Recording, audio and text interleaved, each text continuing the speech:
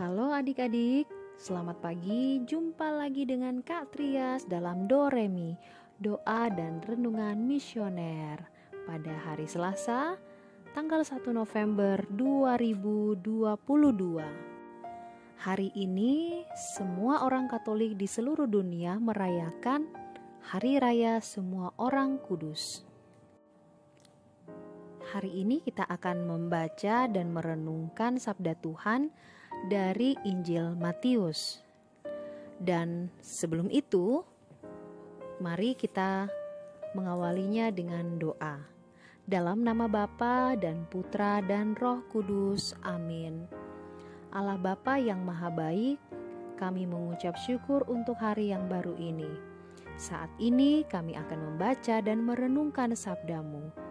Tuntunlah kami agar kami dapat memahami apa yang Engkau sabdakan di dalam Injil-Mu pada hari ini. Demi Kristus Tuhan dan pengantara kami. Amin. Sekarang mari kita buka Alkitab kita. Kita buka Injil Matius pasal 5 ayat 1 sampai ayat 12a. Inilah Injil suci menurut Matius. Dimuliakanlah Tuhan. Sekali peristiwa, ketika melihat banyak orang yang datang, Yesus mendaki lereng sebuah bukit. Setelah ia duduk, datanglah murid-muridnya. Lalu Yesus pun mulai berbicara dan mengajar mereka, katanya, "Berbahagialah orang yang miskin di hadapan Allah, karena merekalah yang empunya kerajaan surga. Berbahagialah orang yang berduka cita, karena mereka akan dihibur. Berbahagialah orang yang lemah lembut, karena mereka akan memiliki bumi. Berbahagialah orang yang lapar dan haus akan kebenaran, karena mereka akan dipuaskan. Berbahagialah orang yang murah hati, karena mereka akan beroleh kemurahan. Berbahagialah orang yang suci hatinya, karena mereka akan melihat Allah. Berbahagialah orang yang membawa damai, karena mereka akan disebut anak-anak Allah. Berbahagialah orang yang dianiaya demi kebenaran, karena merekalah yang empunya kerajaan sorga. Berbahagialah kamu, jika demi aku kamu dicela dan dianiaya, dan kepadamu difitnahkan segala yang jahat. Bersukacita dan bergembiralah, karena besarlah ganjaranmu di surga." Demikianlah sabda Tuhan. Terpujilah Kristus. Adik-adik sekalian, bacaan hari ini tentang sabda yang membahagiakan. Sabda Tuhan ini sangat terasa memberikan kebahagiaan bagi yang mendengarkan. Sabda ini mengandung harapan bagi mereka yang mendasarkan hidupnya pada Tuhan. Meskipun mengalami keadaan yang sulit di dunia ini, bukan berarti mereka harus menderita. Kebahagiaan tetap ada apabila segala kesulitan itu dibawa dalam relasi dengan Tuhan sendiri. Itu artinya orang mempunyai iman yang mendalam. Ciri orang yang beriman adalah merindukan Tuhan setiap saat.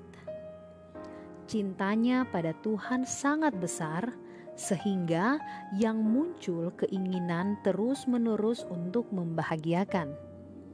Maka dirasakan segala kebaikan yang dilakukan tidak pernah cukup untuk membahagiakan Tuhan.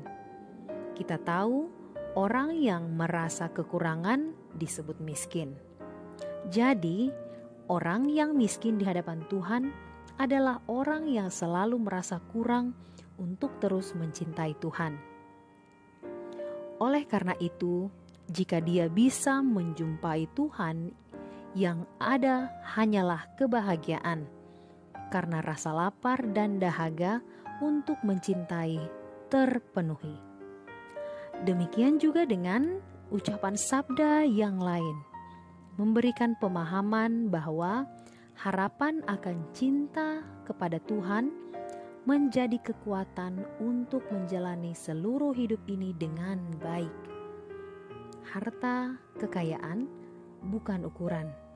Demikian juga jabatan dan kedudukan bukanlah jaminan bahagia, karena semua itu hanya bungkusannya saja. Artinya, bisa menjadi sarana tetapi bukan yang menentukan. Inti dari kebahagiaan yang murni ada dalam persatuan hakiki dengan Tuhan sendiri. Jadi, mari kita semakin rendah hati dan merindukan Tuhan dalam hidup kita setiap saat. Amin. Baik adik-adik, untuk mengakhiri permenungan kita hari ini, mari kita berdoa dengan doa anak misioner Indonesia. Dalam nama Bapa dan Putra dan Roh Kudus. Amin.